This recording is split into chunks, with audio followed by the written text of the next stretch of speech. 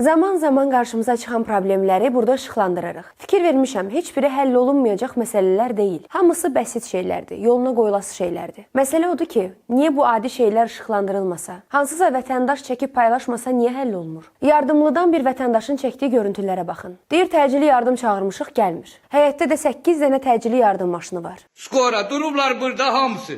Gəlib girmişəm, evdən zəng eləmişəm.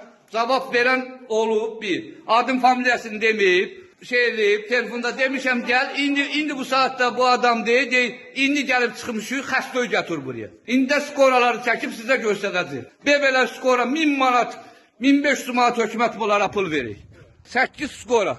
Yardımcının səhiyyəsinə bax. Özləri kefi istəyəndə gedirlər, kefi istəyəndə getmirlər. Hamısı da oturuşub içəridə çay vururlar. Yox, sizin orada nə işiniz var ki, xəstə dalıyca getmirsiniz? Bakı deyil ki, deyə tıxaca düşdünüz. Ya da ki, çağırış çox idi, çatdırmadınız. Yardımlı, sakit, səs-küy olmayan bir rayondur. Nə çətin şeydir orada təcili yardımda xidmət eləmək. Bəlkə də bu görüntünü çəkən adam haqlı deyil, yanlış informasiya verir. Lakin səhiyyəmizdə bəzən elə hadisələr olur ki, adam təcili yardımın məsuliyyət məsələsinə inanmaq istəmir. Elə götürək bu şəkildəki 3 nəfər həkimi. Endokrinoloji mərkəzin rüşvət alan triosuna cinayət işi açılıb. Digər özünü belə aparan səhiyyə işçiləri yəqin ki, ölçü götürərlər. Hər şeyin gecə tezi var da, biləsiz yəni. Səhiyyə elə bir şeydir ki, burada insanımızın canı rol oynayır. Ona vicdanla xidmət eləmək lazımdır. Bir gün siz və ya sizin yaxınınız xəstələnə bilər. Öz qurduğunuz sistemin qurbanı olacaqsınız axırda. Bir WhatsApp yazışması yayılıb. Ümid edirəm ki, burada yazılanlar həqiqət deyil. İddialara görə Qusar rayon mərkəzi xəstəxanasında xəstələrə vaxtı keçmiş dərmanlar verilir. Mesajı özünüz də oxuya bilərsiniz, amma istəyirsinizsə,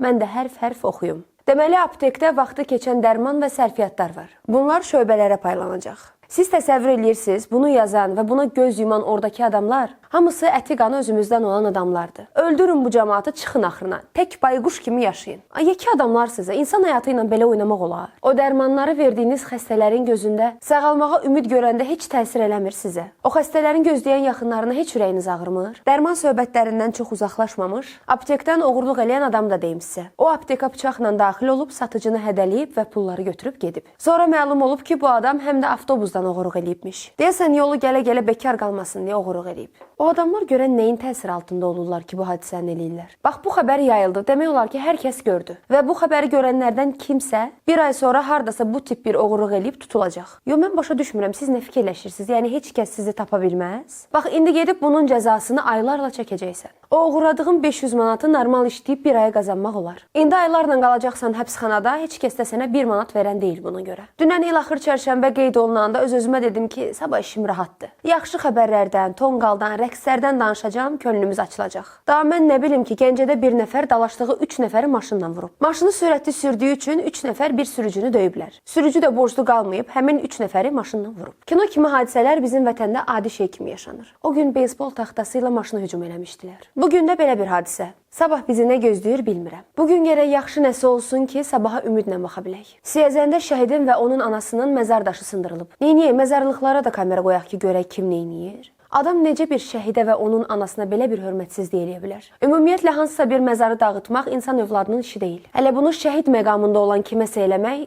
bu ayrı dəhşətdir. Bu şəhid oğlanların torpaq alması yadınızdan çıxıb? Onların azad etdiyi torpaqlara gedəndə gördük ki, ermənilər bizim dədə-baba məzarlıqlarımızı dağıdıblar. İndi bu şəhid məzarını dağıdan adamların onlardan fərqi nədir? O oğlan şəhid oldu ki, sən bugün rahat gəzəsən. Sən də o rahatlıqdan istifadə edib onun məzarını dağıtdın. Bunu nə biz götürərik, nə də ki Allah. Bugün ermənilər sərhəddə provokasiya ilə məşğul olur. Provokasiya dediyimiz də dayanıb oradan daş atır. Bu cür mənasız bir ordusu olan düşməndən torpağımızı təmizləmişik. O təmizlik işində iştirak edən əskərlərimizə hörmət eləmək istisnasız hamının boynunun borcudur. Şəhid başdaşının sındırılmasının heç bir bəraəti ola bilməz. Kimin vicdan problemi var, özü bilər. Gönül istərdi ki, verilişin sonunu bayram təbrikləri ilə bitirək. Amma elə bir xəbər almışam ki, bu bizim bayramımızı qara eləyir. Gədəbəydə 2 əskərimiz qar uçqununa düşüb və hal-hazırda onların tapılması üçün axtarışlar davam eləyir. Əskər Həmidov Ruslan Rüstəmoğlu və əskər İmanov Əli Tariyeloğlu. Hər ikisi dumanlı hava şəraitində qar uçqununa düşüb. Ümid eləyirik tezliklə sağ-salamat tapılarlar. Həm onların, həm də bizim evimizə bayramda sevinç gələr. Allah bütün əskərlərimizin köməyi olsun.